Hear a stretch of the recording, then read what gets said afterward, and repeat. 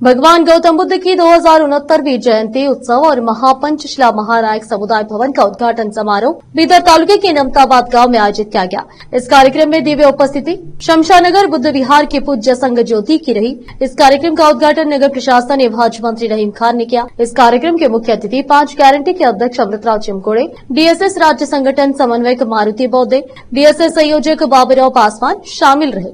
इस अवसर पर एसएसएलसी परीक्षा में उच्च अंक लाने वाले विद्यार्थियों को सम्मानित किया गया। राष्ट्रीय बसपा दल के राज्य समन्वयक श्रीराम शेटकर ने कार्यक्रम के मुख्य वक्ता के रूप में बात की। इस अवसर पर श्रीमंडल ग्राम पंचायत विकास अधिकारी शरद कुमार, श्रीमंडल ग्राम पंचायत सदस्य व पूर्व उपाध्यक्ष उत्तम कामले, आरपीआई पार्टी के प्रदेश अध्यक्ष महेश गोरनालकर, डीएसएस जिला समन्वयक अरुण पटेल आदि उपस्थित थे।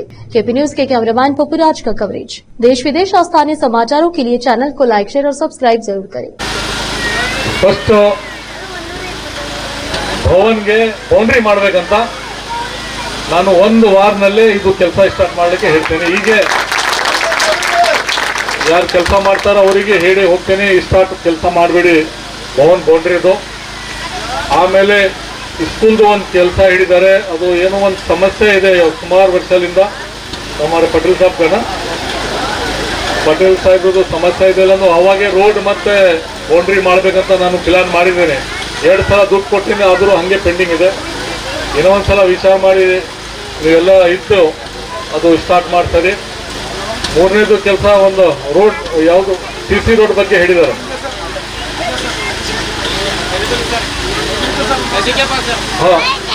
ಉತ್ತಮ ನೀವು ಬರ್ರಿ, ಫಸ್ಟ್ ಇದು ಕೆಲಸ ಸ್ಟಾರ್ಟ್ ಮಾಡಿರಿ ಒಂದು ವಾರದಲ್ಲಿ।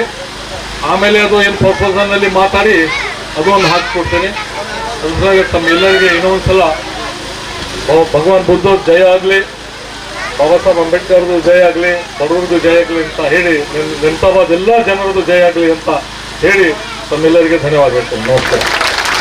ಪುಣ್ಯತಿಥಿ ಮಾಡಿದಂಗೆ ಮಾಡ್ಬಾರ್ದು, ನೇಮಕ ಕಾರ್ಯಕ್ರಮ ಯಾವುದೂ ಮಾಡ್ಬಾರ್ದು, ಮನೆಗೆ ಕೊಡ್ಬೇಕು ಆದ್ರೂ ಮಾಡ್ಬಾರ್ದು, ಯಾರದೇ ಕಿರ್ಲಿ।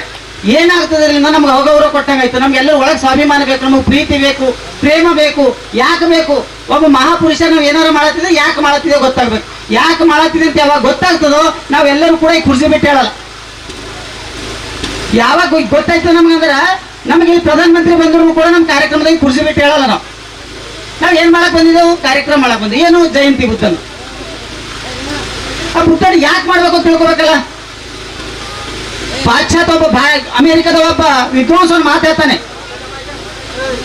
ವಸ್ತುಗಳನ್ನ ಬದಲಾವಣೆ ಮಾಡಿರ್ತಕ್ಕಂಥವನು ಮಹಾನಲ್ಲ, ಮನಸ್ಸಿನ ಸ್ಥಿತಿಯನ್ನ ಬದಲಾವಣೆ ಮಾಡಿರ್ತಕ್ಕಂಥ ಮಹಾತ್ಮ ಅಂತ ಹೇಳ್ತಾನೆ। ಬುದ್ಧ ಮಾಡಿರ್ತಕ್ಕಂಥದ್ದು ಮನುಷ್ಯರ ಮನಸ್ಸಿನ ಸ್ಥಿತಿಯ ಬದಲಾವಣೆ। ವಸ್ತು ಜ್ಞಾನ ಏನು ಮಾಡ್ಬೋದ್ರಿ? ಕುರ್ಚಿಗೆ ನೀವು ಮಷಿನ್ ಹಾಕಿದ್ರಿ ಅಂದ್ರೆ ಟೇಬಲ್ ಆಯ್ತದ, ಮತ್ತೊಂದು ಕಂಬ ಆಯ್ತದ, ಮತ್ತೊಂದು ಕಟ್ಟಿಗೆ ಆಯ್ತದ, ಇದು ಹೊಡೆದ್ರೆ ಕಲ್ಲು ಆಯ್ತದ, ಕಲ್ಲಿಗೆ ಪುಡಿ ಮಾಡ್ರ ರೇತಿ ಆಯ್ತದ, ಎಲ್ಲ ಆಯ್ತದ। ಆದ್ರ ಮನುಷ್ಯನ ಇರ್ತಕ್ಕಂಥ ಮನಸ್ಸಿನ ಸ್ಥಿತಿ ಅದ ನೋಡ್ರಿ, ಅದು ಬದಲಾವಣೆ ಮಾಡಿಸ್ತಾನೆ ಜಗತ್ತಿನಾಗ ಏನೂ ಸಾಧ್ಯ ಇಲ್ಲ ಅಂತ ಹೇಳಿದ ಆ ಮನಸ್ಸಿನ ಬದಲಾವಣೆ ಮಾಡಿರ್ತಕ್ಕಂಥ ಭಾರತದ ಮೊಟ್ಟ ಮೊದಲ ವ್ಯಕ್ತಿ ಮಹಾತ್ಮ ಬುದ್ಧ। ಯಾಕೆ ಬುದ್ಧ ಶ್ರೇಷ್ಠ? ಬಾಬಾ ಸಾಹೇಬರು 1935ರಲ್ಲಿ ಈ ಹೋಲ್ನಲ್ಲಿ ನಡೆದಿರ್ತಕ್ಕಂಥ ಸಮ್ಮೇಳನದಲ್ಲಿ ಹೇಳ್ತಾರ, ನಾನು ಈ ಭಾರತದಲ್ಲಿ ಆಗಿರ್ತಕ್ಕಂಥ ಕೈ ಘಟನೆಗಳನ್ನ, ಈ ಹಿಂದೂ ಸಮಾಜ ಹಿಂದೂ ಸಂಸ್ಕೃತಿಯ ಒಂದು ಕೈ ಘಟನೆಗಳನ್ನ, ಇವರು ನನ್ನಲ್ಲಿ ನಡೆಸ್ಕೊಂಡಿರ್ತಕ್ಕಂಥ ಘಟನೆಗಳಿಂದ ನಾನು ಬೆಂದೋಗಿನಿ। ನಾನು ಈ ಜಗತ್ತಿನಲ್ಲಿ ಹಿಂದೂವಾಗಿ ಹುಟ್ಟಿರೋದು ನಾನು ಆಕಸ್ಮಿಕ, ಆದ್ರೆ ನಾ ಹಿಂದೂವಾಗಿ ಸಾಯಿಲ್ಲ ಅಂತೇಳಿ 21 ವರ್ಷಗಳ ತರುవాత ನಾಗ್ಪುರ್ನಲ್ಲಿ ಧಮ್ಮ ದೀಕ್ಷೆಯನ್ನು ತಗೋತ। ಯಾಕೆ ಧಮ್ಮ ದೀಕ್ಷೆನೆ ತಗೊಂಡ್ರು?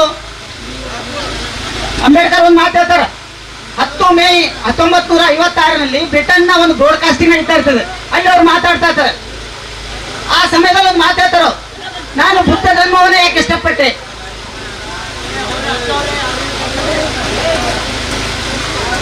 ನಾನು